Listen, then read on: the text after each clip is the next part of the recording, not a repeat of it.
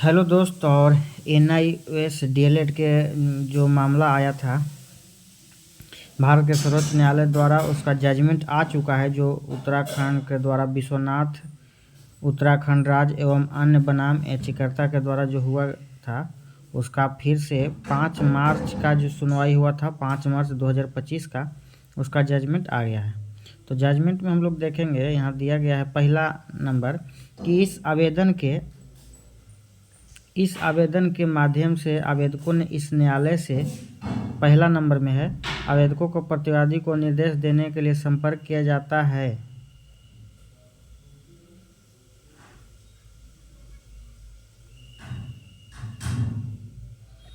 कि वह उन आवेदकों को जो open and distance learning mode के तहत राष्ट्रीय मुक्त विद्यालय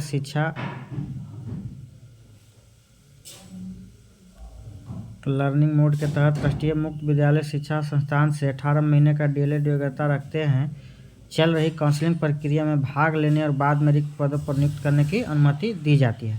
1 नंबर में हुआ है। अब आते हैं पॉइंट नंबर 2 में क्या लिखा गया है। पॉइंट नंबर 2 में लिखा गया है कि इस मामले का उतार चढ़ाव भरा है।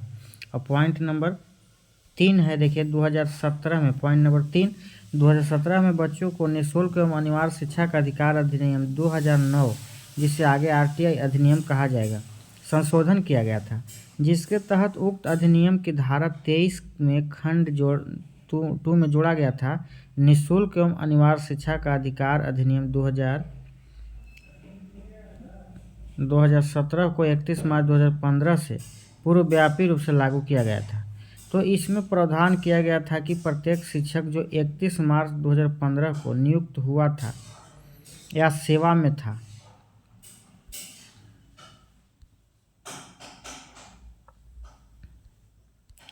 लेकिन उसके पास धारा 23 की उपधारा 1 के तहत निर्धारित 2 वर्ष की न्यूनतम योग्यता नहीं थी, उसे संशोधन अधिनियम 2017 के लागू होने की तिथि से 4 वर्ष की अवधि के भीतर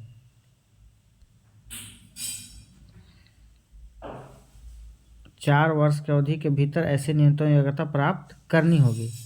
अब आगे हम लोग देखेंगे, आगे दिया हुआ है 4 नंबर में,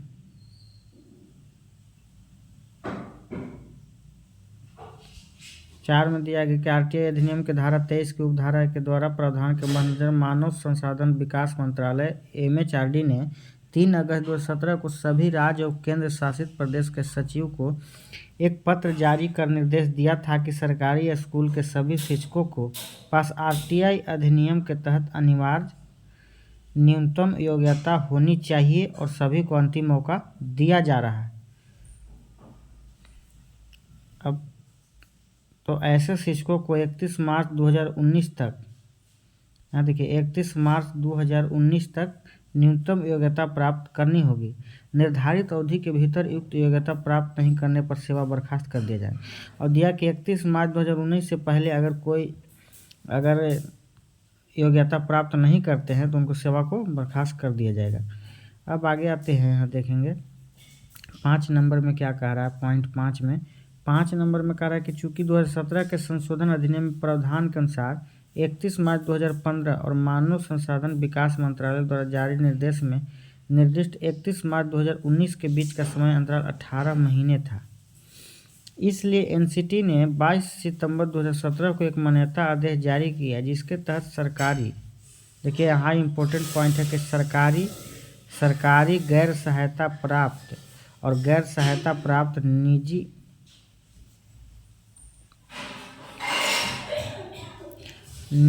स्कूल में कार्यरत प्रारंभिक स्तर पर सेवारत अप्रशिक्षित शिक्षकों के लिए मानव संसाधन विकास मंत्रालय के स्वयं पोर्टल के माध्यम से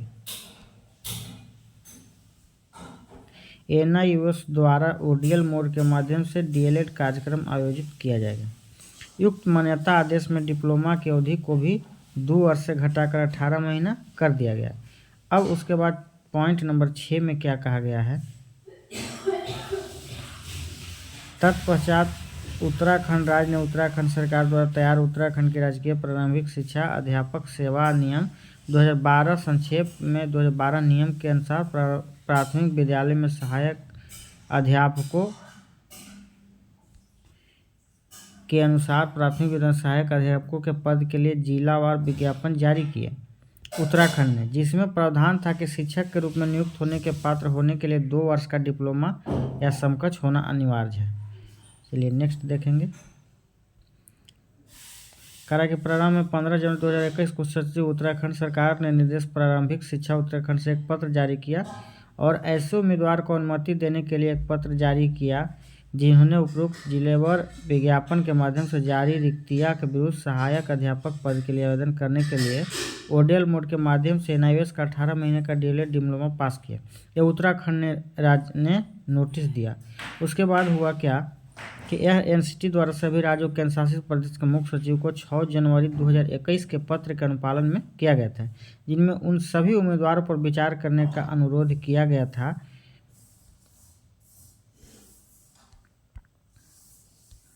देखिए यहाँ पे अनुरोध किया गया था यहाँ पे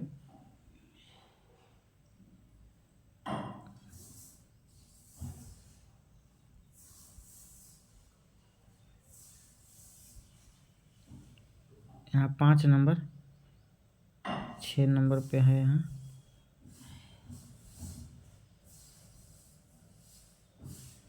और 9 नंबर हम लोग यहाँ देखेंगे। यहाँ पे है 9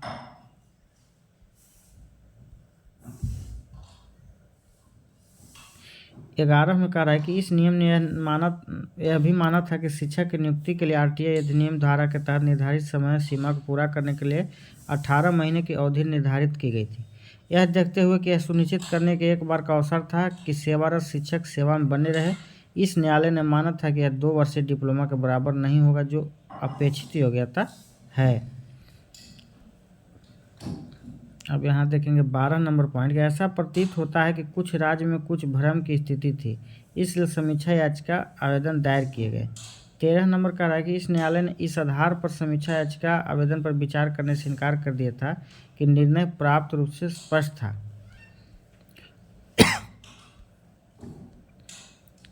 यह माना गया था कि वन टाइम स्कीम केवल उन शिक्षकों के हितों की रक्षा के लिए प्रदान की गई थी जो 10 अगस्त 2017 तक कार्यरत थे। अब आते हैं 14 नंबर में।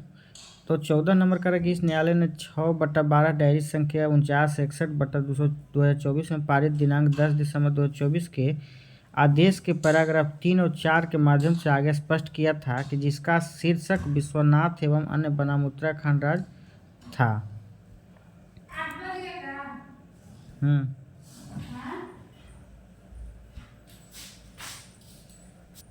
10 दिसंबर 2024 को जो पैराग्राफ में बताया गया था कि किसी भी भ्रम से बचने के लिए हम पुनः स्पष्ट करते हैं कि ऐसे व्यक्ति द्वारा 18 महीने का डिप्लोमा जो 10/8/2017 तक रोजगार में थे, जिन्होंने 18 महीने का डिप्लोमा कोर्स पूरा किया है, उन्हें अन्य संस्थान में आवेदन करने या प्रोन्नति करने के लिए वैध डिप्लोमा धारक माना जाएगा। और चौथा में किया था कि यह बताने की आवश्यकता नहीं है कि यह स्पष्टीकरण समीक्षाधीन निर्णय की घोषणा की तारीख से प्रभावित होगा। अब आते हैं 15 नंबर। आवेदक की शिकायत यह है कि यद्यपि वे इस न्यायालय के 28 नवंबर 2023 के मूल निर्णय और 10 दिसंबर 2024 का स्पष्टीकरण के अनुसार पात्र हैं, लेकिन उत्तराखंड राज्य में विज्ञापन 29 मई 2024 का है, अर्थात 28 नवंबर 2023 को निर्णय दिए जाने के बाद उत्तराखंड राज्य दावे पर विचार नहीं कर रहा है। ये आवेदन किया गया था इसके लिए। अब आगे देखेंगे। यह प्रस्तुत किया गया कि राज्य सरकार द्वारा दिए गए उत्तर में कहा गया कि चयन प्रक्रिया लगभग पूरी हो चुकी है, इसलिए आवेदक के दावे पर विचार नहीं किया जा सकता। तो आवेदकों की ओर से उपस्थित विद्वान वरिष्ठ वकील श्री गोपाल शंकर ने प्रस्तुत किया कि आरटीआई 2005 के तहत जानकारी पता चला है कि 279 पद रिक्त है। सरकार बोला कि अगर एलिजिबल है ठीक है, लेकिन हमारे पास सीट नहीं है तो हम कैसे देंगे। लेकिन शंकर नारायण ने विश्वनाथ केस की ओर से बताए कि आरटीआई से हमने पता किया कि अभी 279 सीट बचा हुआ है, जबकि आवेदक की संख्या 239 है। तो श्री शंकर नारायण ने स्पष्ट रूप से कहा कि आवेदक की इरादा पहले से हो चुकी है, चयन प्रक्रिया को प्रभावित करने का नहीं है। शंकर नारायण ने बताया कि आवेदक को चयन प्रक्रिया प्रभावित करने का इरादा नहीं है।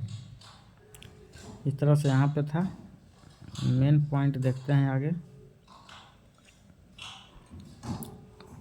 मेन पॉइंट देखिए ये है 20 नंबर इसमें कोई संदेह नहीं है कि इस न्यायालय ने 28 नवंबर 2023 के निर्णय के माध्यम से राज्य सरकार द्वारा बनाए गए 2012 के नियम को बरकरार रखा। हालांकि साथ ही इस न्यायालय ने स्पष्ट किया कि ऐसे शिक्षक जो 10 अगस्त 2017 तक पहले से ही नौकरी में थे, वे भारत सरकार द्वारा प्रदान की गई वन टाइम स्कीम के लाभ के हकदार होंगे। इस न्यायालय ने माना था कि ऐसे शिक्षक जिन्होंने 18 महीने का डिप्लोमा कोर्स पूरा कर लिया है, उन्हें आवेदन करने के उद्देश्य से वैध डिप्लोमा धारक माना जाएगा। 20 नंबर पॉइंट है। अब आते हैं 21 नंबर पॉइंट।